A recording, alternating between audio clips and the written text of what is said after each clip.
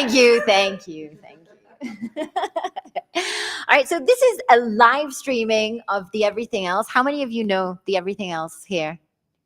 Some of you do, some of you don't. You're going to be surprised. So the Everything Else is a podcast about core skills. I usually do this with my co-host, Vida, and she's not here today. So I think we can sort of invoke her spirit. So that I'm going to leave a chair open so that she can sit there.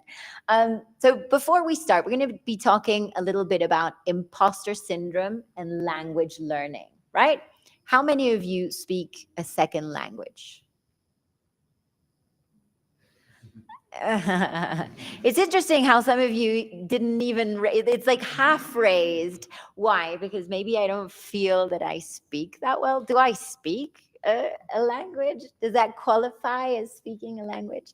So you guys have probably heard of imposter syndrome, right? Yeah. Does anyone want to explain or what they think an imposter syndrome is? Am I killing you with this, with the audio? No? Go on. No, basically, I think that is when you don't feel qualified or you don't think that you are enough good for performing something or doing something. So basically, you underestimate you and you don't feel that you can do the things in the right way, but probably can be true or not. But I think that's the definition.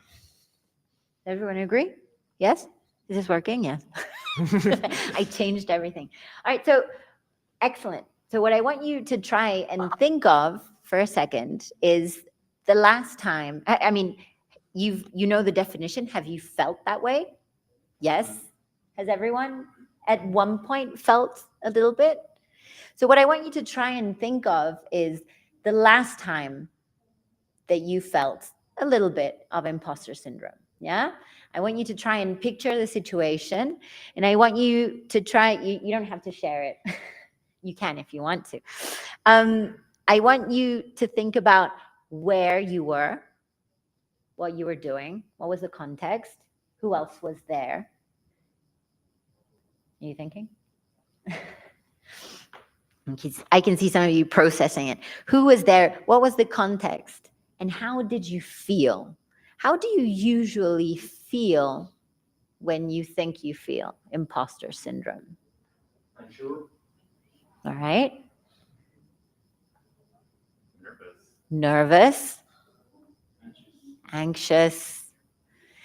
So when we think about these things, right, it's, as you said, we sort of underestimate the way that we can perform. And this can be sparked in any situation, right? What situations, in the situations that you were thinking about, were you speaking in your own language or were you speaking in a second language? Both? Both. Sometimes it could be a work situation that you know, and sometimes it can be a situation that is not, that makes it a little bit more difficult because it's like an added bonus, right? You already feel a little bit insecure and then you have to do it in your other language. Take a seat. So having imposter thoughts, when we talk about the syndrome, right, it's a variety of symptoms that we have. So having imposter thoughts, everyone has had imposter thoughts, right? I think when we talk about imposter syndrome now, we kind of throw it lightly, you know, like, I have imposter syndrome, and now everybody suddenly has imposter syndrome, right? So I think it's important, first of all, that we identify that just because I have imposter thoughts doesn't mean I actually have imposter syndrome, right? So I can feel insecure, anxious, and a little uncomfortable in some situations. And then in other situations, I can actually have full-on imposter syndrome, which makes it a little bit more difficult for me to perform in some cases, right? So today, we're going to be talking a little bit about how language learning can spark imposter syndromes. Okay? So I'm going to be calling some friends. You two want to join me?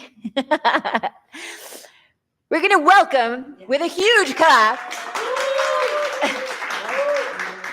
Ale and Daryl.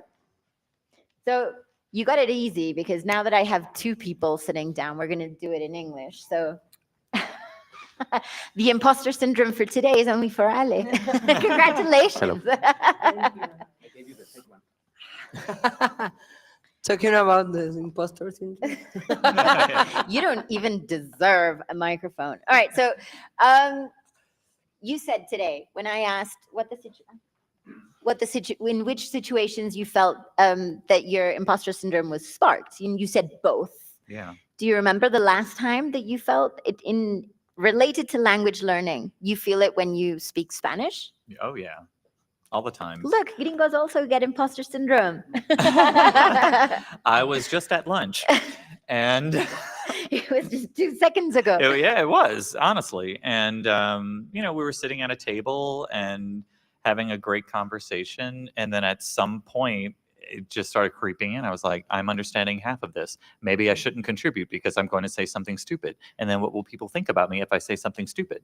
And it's the spiral, I think, that can happen. And I think that's ultimately why, when I said nervous, right? I think anxious was probably the better word for me.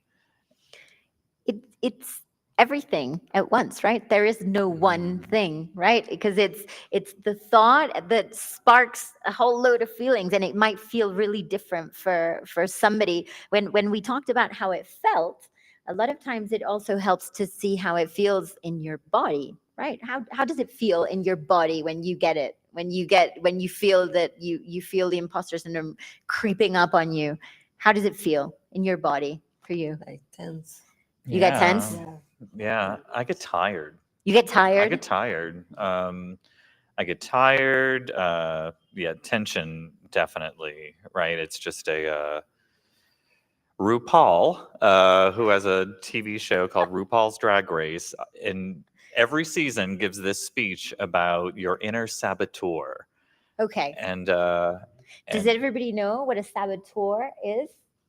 It comes from sabotage. yeah, Right? yeah, and it's self-sabotage. Yeah, but I work in a primarily Spanish-speaking company as well, and so and I'm a leader in that company, and so I always worry that I'm communicating things appropriately, especially when Ali and I are talking about staffing projects and things like that. I need to make sure that she really understands, and generally she does, but I always worry about it. You don't know. I know. Oh, we have a separate group chat for that. Yeah, she's like, here comes Daryl.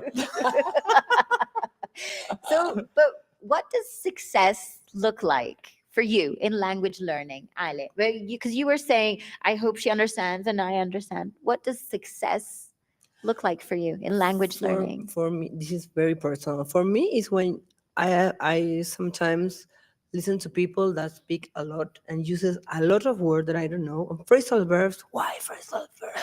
I hate them. And I get the context, I get the idea, and I realize that if I have to repeat all the words, I don't have a clue what it was said.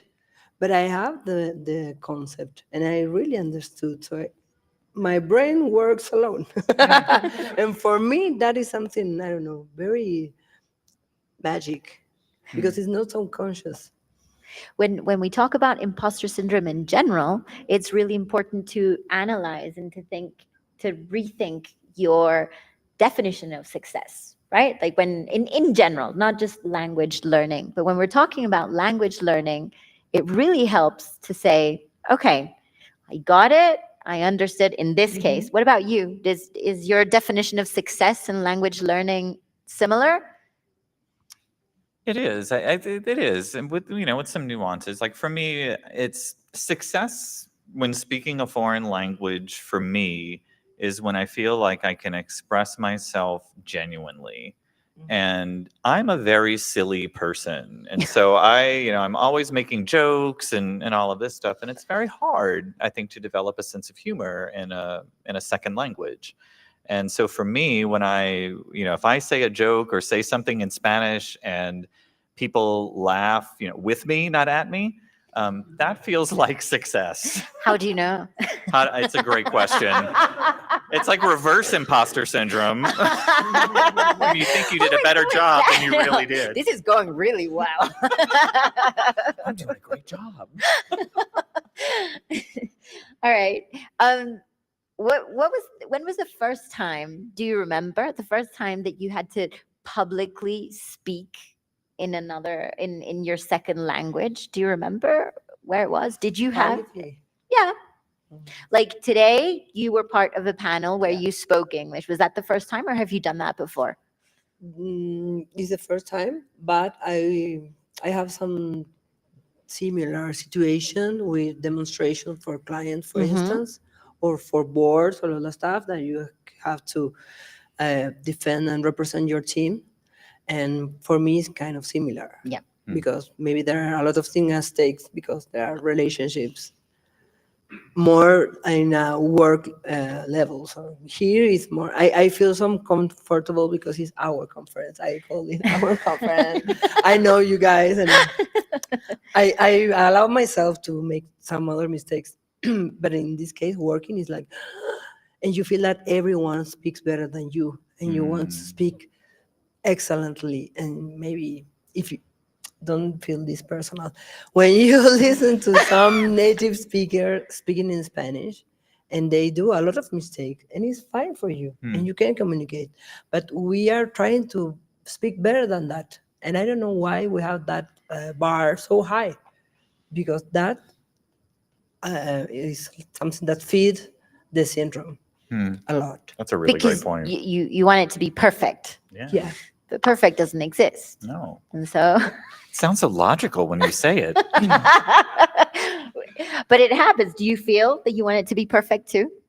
Absolutely. I also have a perfectionist streak in a lot of things that I do, and that's its own challenge. But yeah, I want just want to fit in, you know. Is that difficult or even more difficult with a second language? Yeah. Do you feel that fitting in is something that is also difficult? Like acceptance that you're kind of Yeah, because I'm other, by nature, right? I will never be a native Spanish speaker. I know I will never have that proficiency. But at the same time, I still strive, for it. I study, and yeah, we kind of see what happens. I think every experience is different. On my way here, I was struggling to get this cappuccino because I ate lunch. It was really tiring for some reason because eating takes all my energy, and and you had to speak Spanish. and I knew that I thought I was coming in here to speak Spanish to all of you, and I needed a little pick me up, and so yeah, I mean, even just on the walk over here, right? And then I was late. And so it's so it all builds up. You guys mentioned native speakers. I think this is a huge thing in language learning, right? Who speaks English as a second language and would like to sound like a native speaker? Only you? Really? So you guys know what a native speaker is, right? A native speaker is somebody who was born in a country that speaks natively, right? So trying to be a native speaker is impossible. Yeah.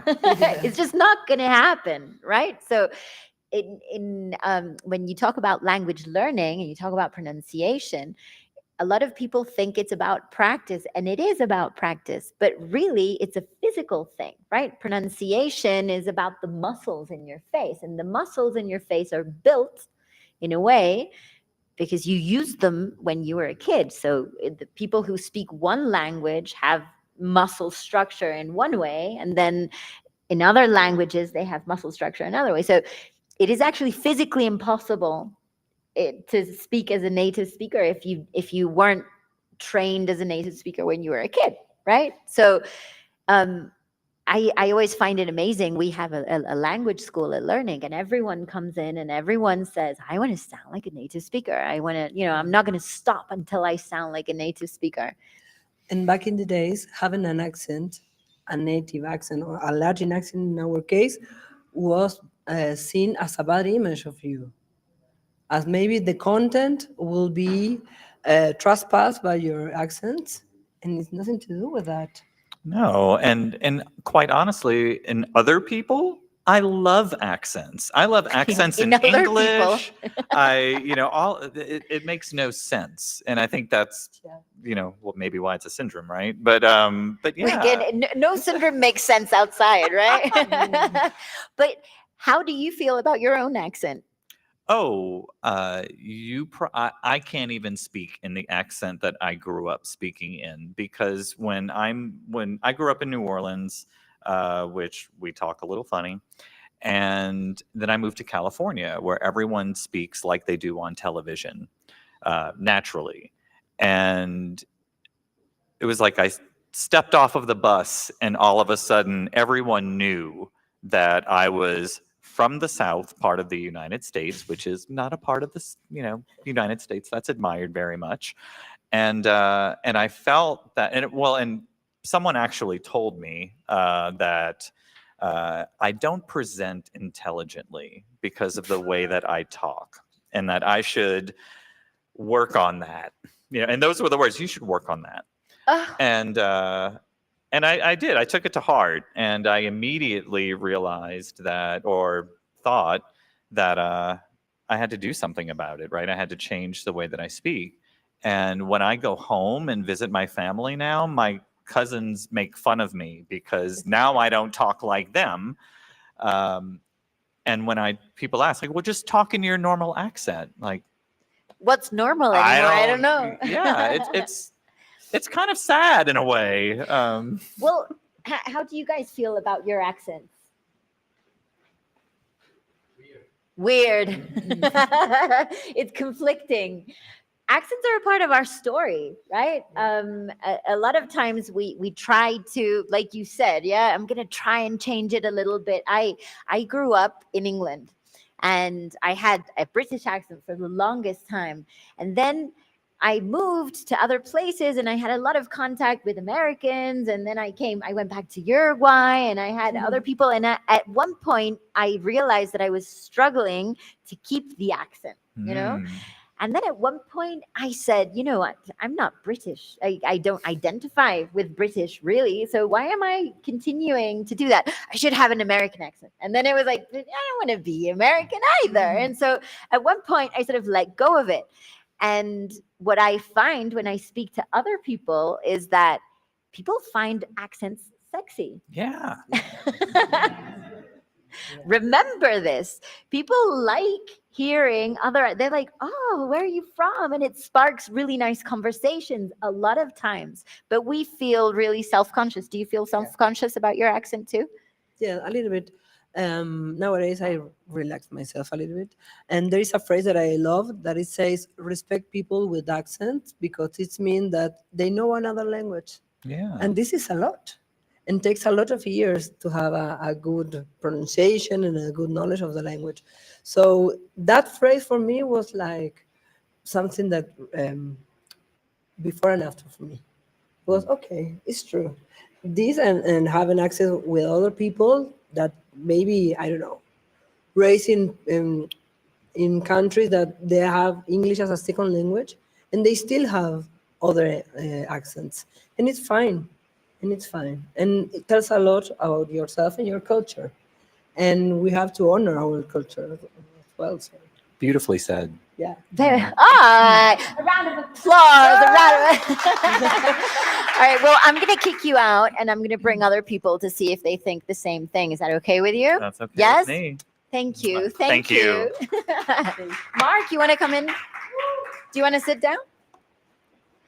Leandro, do you want to? So, Hola. you speak Spanish? Un poquito. Un poquito. Do you speak another language? Ich kann Alemande, Deutsch. Ich kann sehr gut Deutsch mit meiner Freundin Leandro. Ja, Sprechen klar. Sie Deutsch? Ich kann ein bisschen. Herr Melendez. Herr Tomlinson, ja, Yes. bitte. Ganz gut. Alles gut. What do you think about Deutsch? their accents Vielleicht in Deutsch? German? Ja? Good. Vielleicht ganz gut. Genau. Just say genau. It's like Genau. claro. Sí, claro. Claro. Genau. Genau. Just say genau. Genau. We're good. So What emotions do you associate with language learning? You said you speak German. When did you start learning English? Oh boy. I had the luck that my family, when I was kind of young, 10 years old, my dad did conferences when I was a kid. So another story. So We'll look into that in therapy afterwards. Right? good point. Anyway, we used to travel to the States, and I was like 8 years old, something like that. And I remember like McDonald's, like, can I have the white thing with milk? Milkshake. And I was like, a milk that you shake. Oh my God. Those are kind of like my first memories, like picking up on the language and trying. And then my parents buying Disney movies without dubbing. It was just subtitles and under the sea. Under the sea. So That's how you It's a learned good it. song. kinda, yeah. That's a very What good- emotions do you associate with language learning? For you, you're mentioning this situation. It sounds like a nice situation, like a situation of curiosity, or I enjoy it a lot, especially I was a weird geek on etymologies. So, oh, this word and Greek is this and that and Latin here. And then I started to put together, I learned English. And then moving into German, I'm like, so many words sound a little bit like English. you learned English Ah. as an adult, German as an adult. Yeah. Mhm. Yeah. The last 6-7 years I've been learning, trying to pick it up. But it's something exciting because, as well, for me, was, traffic in Mexico City can be very interesting. So you gotta find ways to entertain yourself. And I found these CDs, you can tell how old this is, which, welcome to Pimsleur One, Portuguese lessons, blah, blah, blah. And then I picked up on Italian. So I was kind of like curious here and there. I like it because it gives you another understanding of how the minds of others work, because language molds them, their being, their way of thinking. And it's interesting when you contrast. And I got a very funny experience in Austria, because in Germany, there's a potato, Kartoffel. Mm. But in Austria, for some reason, they say Erdapfel, pomme de terre. And I'm like the French? Mhm. Huh? What is the, and then it gets interesting because you connect like, oh, there was some French influence here, and there was In Espanol, apple of the earth. yeah, manzana de Erde- tierra. That's yeah. how you say, Apple Papa. of the earth. Patata. Earth and earth apple. Kind Wow. of makes sense, right? But Yeah, of course. But But would you eat an apple if it's on the ground? Underground. It should be on the tree. Like, no, it just doesn't make sense. The Austrians are weird. but do you speak German now? You learned German as a kid. Yeah, in the school. Actually, it started with my maternal grandfather would still speak when he was very angry, and the little grandkids were running around the farm, and he was a second generation immigrant. So I'm a fourth generation from that. So my aunts, my mom, none of them speak German. But my grandfather still spoke German, and he would yell at us, "Heraus! Ah!" You know, he would tell us, he would just tell, and we have no You don't idea what it need, means. there were no actual words. It was just There was, yes, exactly. But they were like slang or things that he remembered and grew up with, and then it gets, diluted. And now, so we had no idea what those things meant. It was grandpa's not happy heavy. with us. This is not good. Yeah. So the first feelings about learning that language for me were, I want to understand why my grandfather is so mad at me. That's not good.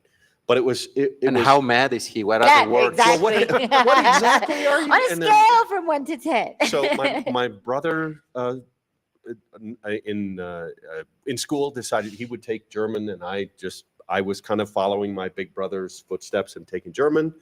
And then, of course, we started to be able to talk back to my grandfather. And he was very he was like, my own children don't even speak German, and now my grandsons are speaking. So I had a very, very positive reinforcement of that. And so I kept up with German all the way through college. And so conversational German, excuse me, and you asked about like the first language-based sort of imposter syndrome, and it was it may back up for a second. Like one of the original interpretations of the imposter phenomenon was that you don't believe your success. Yeah. Like the women in the 1970s were doctors, achieved a PhD, they had achieved a level of amazing success. But if you ask them, they're like, no, they were downplaying that, but you'd achieved something great. And so I just did the German thing because my brother did it, and okay, I'm speaking German, whatever, and this is great. And I got all the way into my second year in college after like 6 years of German, and I got invited to the beer garden with my professor and had this totally fluent conversation. And here's You made it. Here's this person, and he just turns to me and goes, "Your German is very good." And I instantly was like, Is it? do I deserve it? No way. Like instantly was like, no way. So I had done well at learning pronunciation and things, but I didn't believe it. I haven't kept up with it, but at that point I was like, I didn't believe I had done well. You're just trying to be kind to me, right? That's what a lot of people say. They were being polite, but he wasn't. But the genesis of imposter syndrome is also in the construction of my identity, right? Like not just in language, but in general. So it's always really useful to try and find kind mirrors, like people who sort of reflect back at you and say, hey, you did a great job. That was really good. Yeah. Because it would be great if we could do that on our own. That would be the healthiest thing, but we're not really brought up for that. But I would say that's also a double-edged sword. Okay. Because I had this situation where I knew that my English was not awful, but I wanted to improve. And I had this girlfriend when we were dating. We dated for a year, and then my brother visits because he also speaks very good English. And he's like, why are you saying this way? And I'm like, is that wrong? Yeah. And you say it a lot. And I'm like, and I turned to my girlfriend and like, why haven't you told me? Because you sound cute. And I'm like, that happens with Speaking of kids. accents, Yeah, that happens there's the with cute kids. accent. Yeah. Well, because there is cuteness and then there is not cuteness. That's true. no, well, it was cute for her, but I was But not saying for that you. in public Yeah. and saying things like spreadsheet that then I heard that you're pronouncing it weird. You're saying something else like There is a spread concept. something. And Spread I'm like, something. am I Spreadsheet. saying A shit spreader, yeah. Well, Yeah. typical. That's we need to believe that. That's a farming implement. All right, but That's there's a for the concept. cows. There's a concept in language which is intelligibility. Yes. Okay, so there's one thing that is for you to have an accent that sounds cute or sexy or whatever, and then there's another thing when people don't understand what you're saying. And a lot of times people think that this is the discussion, like, oh, well, if you accept your accent, then you're accepting that you're not going to speak well. That's not what we're talking about. We're obviously always talking about being the best we can, because that's, if we can, then we're just going to try and get there. But there's a concept in intelligibility, and when you have people around you asking people to correct you when other people won't understand what you're saying is important. Yeah. But people have different relationships with mistakes and making mistakes. Mm-hmm. Yeah? Like maybe for somebody it's not a big issue, and then for other people it's like, Daryl was saying today, I'm a perfectionist. I don't want to make mistakes in the middle of a conversation, a couple mistakes, and suddenly, wow, do I even know what I'm getting a little lost, and your confidence goes away. Slightly different than like before you went to lunch in conversation. Or you had a marvelous lunch and the language did great, but in your mind, your identity, I'm still not very good at this. When actually the majority of people are like, you're actually great at this. Wow. I think I want to add one more thing. We'll let you. Is that the imposter syndrome plays itself out in my experience and actually talking to other people. It's a dynamic. It requires an other to be fulfilled. Being insecure or not confident on your own is a natural part of human existence and being an emotional being. when you start experiencing the dynamic, which may be imbued with an expectation of a certain achievement, Uh-huh. you may have achieved it and you don't think you did very well or whatever.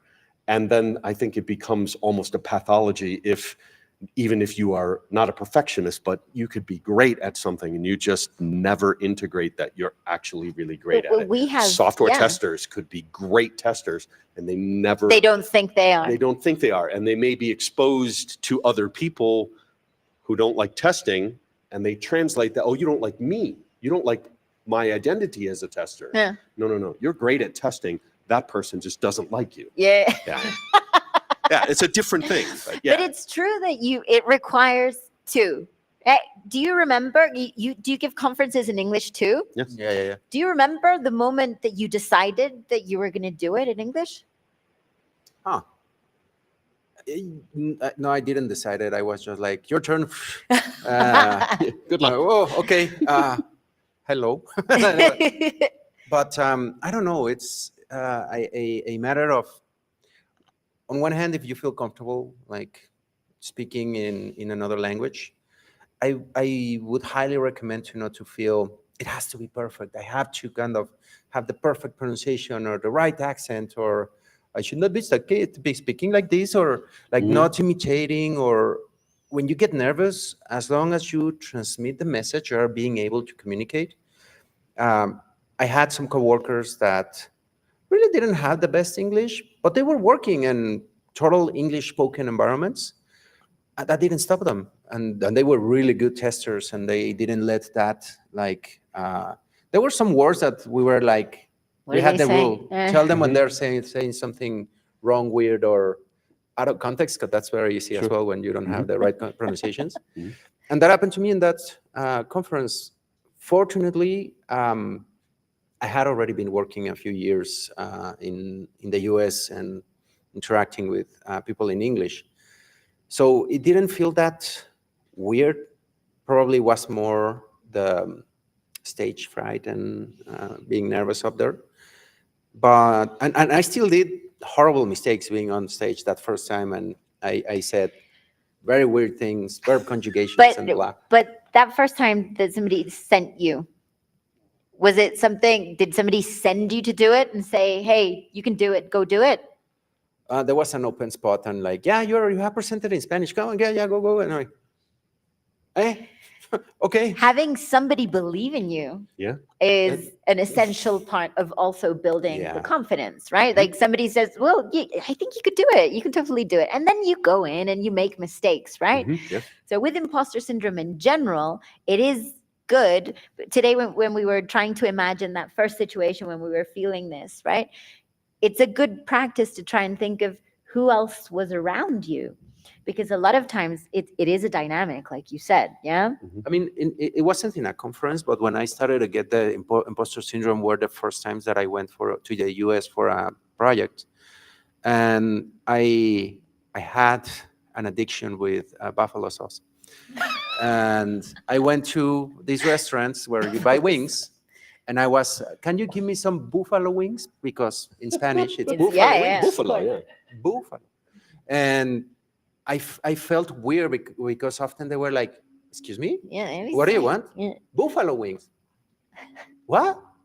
And I was like, what's? I didn't even know what I was doing wrong. Yeah. Until after several conversations with this girlfriend, she's like, oh, well, you told me this day it's buffalo, not buffalo. Oh, damn. I was feeling so bad because I'm like, don't I speak English well? What is going on? I was starting the skills, and it was just like a small misunderstanding. It's just one, right? Which is, I think, what is also important to try and say, okay, it was just one thing. It was one mistake. It's not everything. I don't suck. I don't suck as a person. No, it's just that thing that I did wrong. Yeah. In English and in whatever else. Yeah. Thank you. Can we get a round of applause? Yeah, no? Gracias. Danke. Dankeschön. Dankeschön. Bis bald. Roger, do you want to come on? How many minutes do I have? Do you want to come? Yes. The great Arcadio. I am the representative that does that raise their hand halfway. How do I speak English? in Well, second language. when you talk about when we were talking about emotions associated to learning language or speaking a language, like now, yeah, like I invite Arcadio to sit down, and Arcadio is like, oh shit. Yes. How do you feel? You proposed me that a few minutes ago, and I hesitate a lot, maybe for my impostor syndrome. But I accepted for to prove myself that I can do it, even knowing that my English is not good. But maybe I still get the message across and about the feeling. Without a doubt, it provokes the feeling that were mentioned before: the anxiety, the insecurity, maybe frustration. Maybe. Why I am Cuban, and I never thought that I would leave the country, so I never gave much importance to the To language. English, My fault. And once in Uruguay, I how is that face reality. Yeah. And while I looking for a job, I miss many opportunities because I didn't have good English skills, and that this is the frustration, the anxiety, the insecurity, and it was in a situation that I leave my country and I need that security, and the English is a word that I can break. And then I start to studying, and I feel that I improve a lot, but I really always feel that it's not enough. And That's it. I don't know what you want to talk about. So. But this is what's interesting, right? Is that feeling that you're all listening right now. I'm sorry, I'm going to put you on the spot, but we're all listening and we're thinking, he's doing a great job. Oh my God. Yeah. But at the same time, always internally, there's like that inner, who was it? The inner saboteur, right? That's saying, you're not doing good enough. I'm going to tell you something. The reason why I wanted you to come up also is because Arcadio was a student in our school. And there was always an internal joke between the teachers that Arcadio was like the best student ever, no? And the thing was, every teacher deserves a student like Arcadio. That was the... yes, because I don't, how is pena? You're not embarrassed. Yes, embarrassed to speak and to try to get the message across, but I have a mistake, But that's the thing, you know? Do you know the concept of faking it till you make it? Yeah, fake it till you make it. So I'm just gonna stand here and I'm gonna pretend like I kick ass, and then you kick ass. And a lot of times when you doubt yourself, today we were talking about confidence, right? And about not being embarrassed about other people seeing you and believing in you, right? It's just a question of mustering up the energy to be able to do it. When we were talking about frustration, anxiety, and I talked to you earlier, and I asked you, how do you feel when you have to give a presentation in English? And I thought your take was different. Yeah, in my case, when I have to speak in English, I usually have less problems than speaking in Spanish, because I know that people know that I'm speaking in English, that it's not my native language. So I know that I can make mistakes, I can get stuck. But when I speak in Spanish, I always try to come up with the correct, the special word that I want to properly express myself in that language. I stuck myself all the time. So that's why I usually are more, and I think it's also like a behavioral thing. Like when you start speaking on another language, you change your behavior. You kind of have this model that to speak properly in this language, you have to behave in this way or that way. So I think that changes too. And for my instance or my case, I feel more relaxed when I speak in English or do a presentation in English than doing it in Spanish. You know, there is actually a construction of another personality when you speak another language. It's like you start constructing another personality. And so I thought what you said was so interesting, because there is a freedom in not having to be the person that you are when you speak Spanish, right? Like you can be somebody else slightly different, not complete. If it's too different, then I think it's another conversation. But there is a freedom to be a more chill Roger, because it doesn't have to be perfect, and the perfectionism doesn't necessarily sink in when you're speaking the other language. Do you feel that it changes when you're depending on the other person? Today, Mark was saying that it's a dynamic and it depends on the other person. Do you feel a little bit more insecure depending on who's on the other side and who you're talking to? Yeah, totally. I mean, for my experience, I mean, when I started speaking English publicly, I usually spoke in English with people that weren't English speaking natively either. So, but after that, several years after that, I went to the US and started speaking in English. And it was, okay, I don't know how to say this, or I get stuck with this.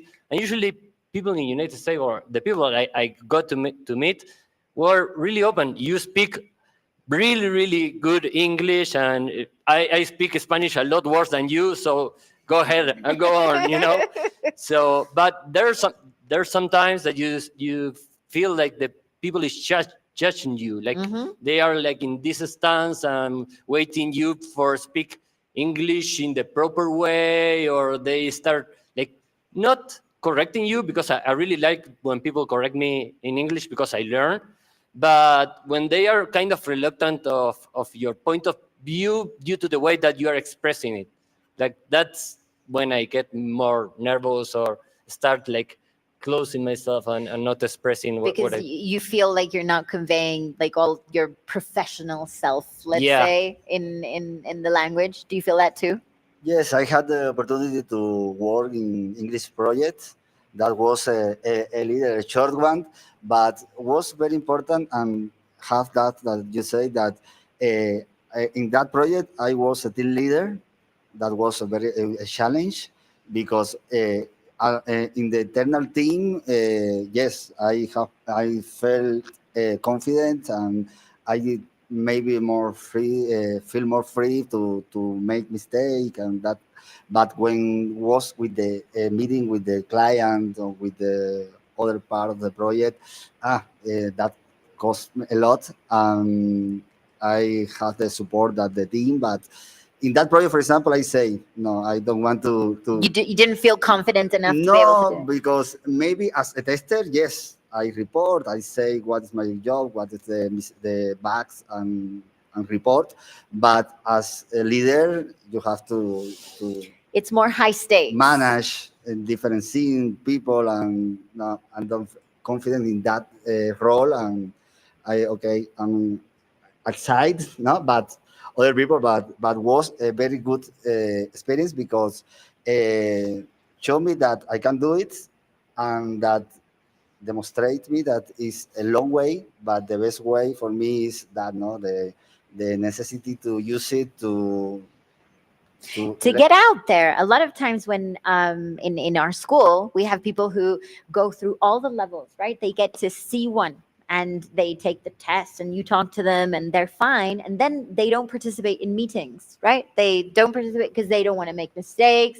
And I think that a lot of times it is a question of confidence, but it's a question of other people on the team saying, hey, like, it's fine, we've got your back, obviously. So when you do get imposter syndrome in general, it is good because we are with others, right? Like, it would be wonderful if we could get our, all our confidence and validation from ourselves. We were talking about this today, but we mainly get it a lot from other people, and from other people who support us, right? So when we do not feel confident, or when we feel insecure, it is always good to try and talk to somebody else who can help you sort of build up the confidence. And also, something that's really important in language learning is that 2/3 of people that speak English as a second language. Yeah. So the probability of speaking to somebody in English, you're probably going to do it with somebody who doesn't speak English as a first language. They're probably going to be in the same situation as you, because it's not really American or British anymore. It's a language. It's a tool to communicate. It's ours.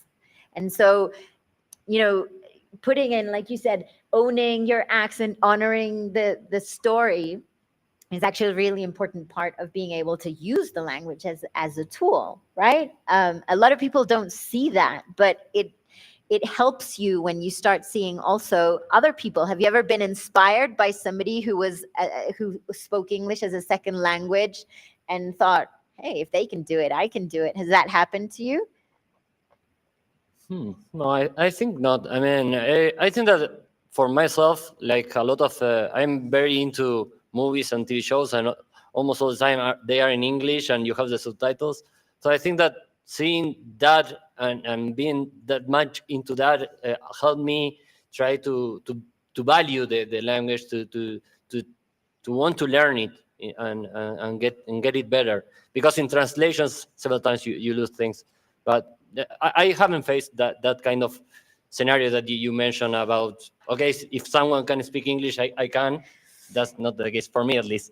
Not just the speaking, but being able to get up on a stage. Like today, we had a panel, and Ale, for example, was presenting, and I think this is a really important act of leadership. This is like, when you go on a date and like the first time you take your clothes off, it's kind of like, okay, well, this is what there is, and that's it. No?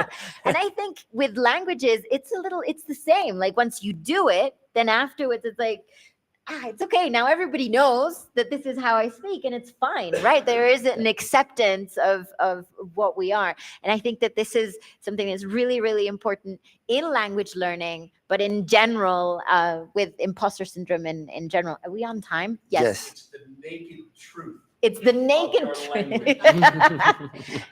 Is Last that 7 it? minutes, but I don't want to live with that feeling, that frustration, anxiety, and insecurity, because 5 minutes. While I have improving, I have feel too that I'm become a better professional and with more confidence and security, so to face different challenge, and in that part is a good feeling too. No, not only anxiety. It's part to the process, the anxiety, and It's part of life help you. that sometimes it's anxious and sometimes it feels good, like, and that it Yes, changes. Yes, Okay. but and that it changes in a really short period of time. That like 5 minutes ago you were feeling anxious, and now you're feeling like, yes, I did it. No, and that's part of being human, and it's fine. And that's part of what we have to accept.